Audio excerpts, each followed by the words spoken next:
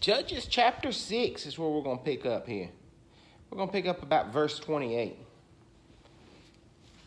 It says, when the men of the city arose early in the morning, behold, the altar of Baal was torn down, and the Asherah which was beside it was cut down, and the second bull was offered on the altar which had been built.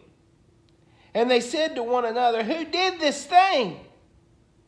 And when they searched about and inquired, they said, Gideon, the son of Joash, did this thing. And they come out and they was worried about this altar to Baal. They was worried about the Asherah tree. They was worried about what they had been worshiping. It had never done anything for them. It was an image that had no power. Explain to me why men go and cut down trees, carve them into images, dip them in gold, then set them on a pedestal and worship them. A true God would make himself known. A true God would show that he was what he said he was. A true God wouldn't need a man to come into the forest and cut down the tree. Nor would he need a man to create an image out of said tree. He wouldn't need a man to dip him in gold, and he wouldn't need a man to set him on a pedestal. See, our God didn't wait for somebody to create him. In the beginning, he was. And all life was created by him. He made everything that you see, the birds, the trees, the earth, the sky. He didn't have to have somebody to create him. He created us in his image. Not we created him in our image. They looked around and seen the altar tore down to this false god, and they began to inquire. They began to search. They began to try to find out who did such a thing. And they found out that it was Gideon. And then the men of the city said to Joash, bring out your son, that he may die, for he has torn down the altar of Baal, and indeed he has cut down the Asherah which was beside it. But Joash said to all who stood against him. I love this. This is the first common sense we see. The whole village is tore up. The whole group of people is tore up. Now Joash is going to interject just a little bit of common sense. Will you contend for Baal? Or will you deliver him? Whoever will plead for him shall be put to death by morning. If he is a god, let him contend for himself, because someone has torn down his altar. If he's real, let him contend for himself. Let him do it for himself. Show himself to be real.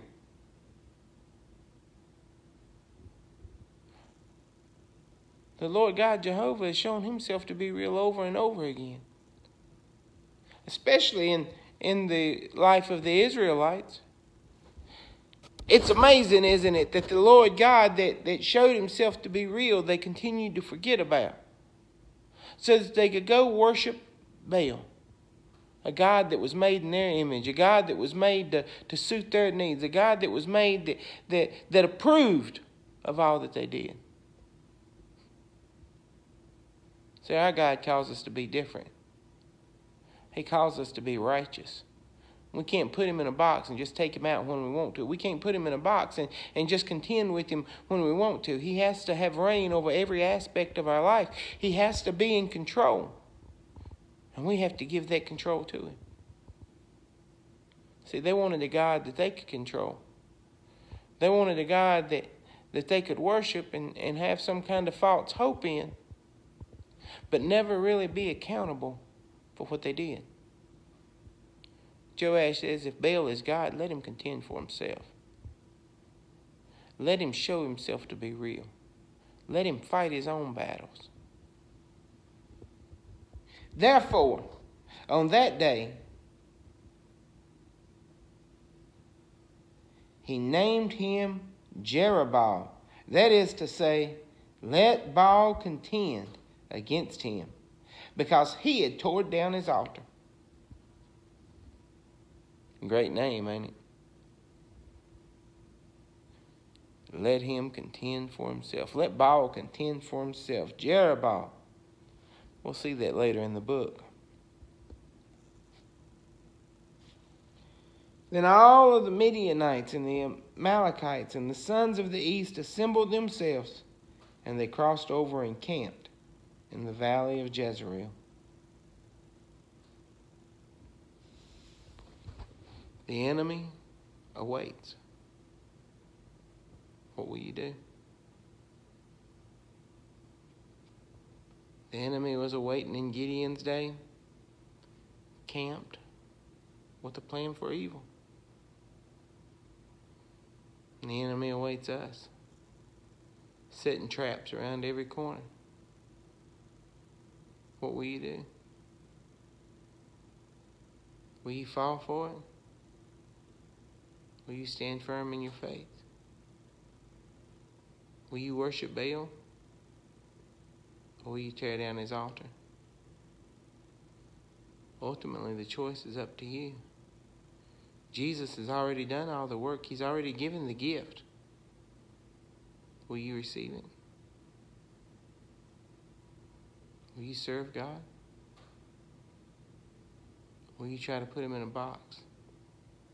Treat him like Santa Claus. Expect him to be a servant of you.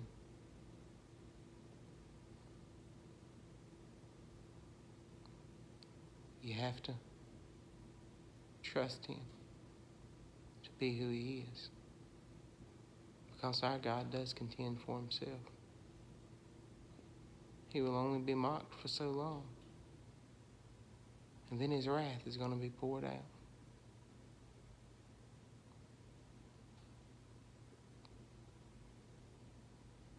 I hope you're trusting in him today. If not, he's let you breathe. He's giving you another opportunity. You don't want to leave this world without him. God bless you guys. I love you.